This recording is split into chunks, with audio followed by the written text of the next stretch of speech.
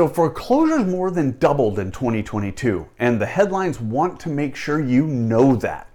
It kind of seems to go hand in hand with the rest of the real estate doomsday storyline. Unfortunately, they're leaving out some context that would give a more complete picture. Before we jump in, if after watching this you have specific questions about the Orange County real estate market, you can go to the first link in the description to book a buyer call, a seller call, or even just a discovery call with me just to chat about the market. So here we go. Yes, the market isn't all peaches and cream, but the data doesn't exactly support the narrative being pushed. I really think this is most detrimental to potential buyers who are holding off on looking for a home because they're being told a crash is coming and the bottom is going to fall out of prices. In essence, they're, as the kids say, waiting to buy the dip.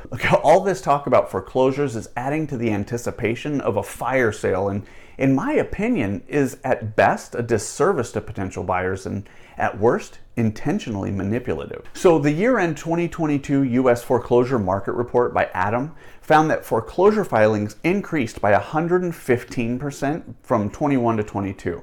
Now, the media is taking that 115% stat and running with it. Then they're conveniently leaving out the finding that 2022 foreclosure filings were still 34% below the 2019 pre-pandemic levels. I think it's important to look into this data to try and understand what might have caused this drastic increase in filing. So let's go back in time to the and take a look at some of what the government did to try and mitigate the effects of the pandemic response. So first, the CARES Act forbearance program that protected homeowners from losing their homes, of which less than 5% of the 8.4 million owners who entered the program still remain.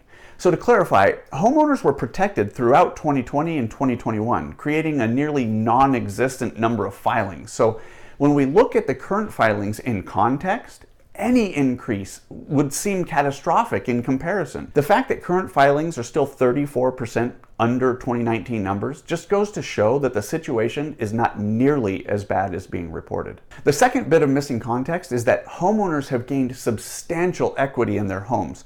That's giving them the option to sell rather than lose their home.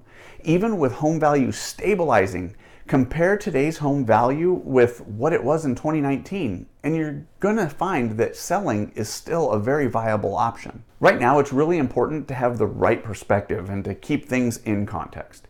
If you're a homeowner or if you're looking to buy a home, don't expect a massive increase in foreclosed homes just flooding the market and driving down home values. If you're a buyer, the dip might not be coming. This graph really puts things into perspective, and you can see we still have a long way to go before we're even at pre-pandemic levels, much less to the horrific 2010 level. If you watched this video and got even an ounce of value out of it, all I ask is that you hit the like button and come back for more.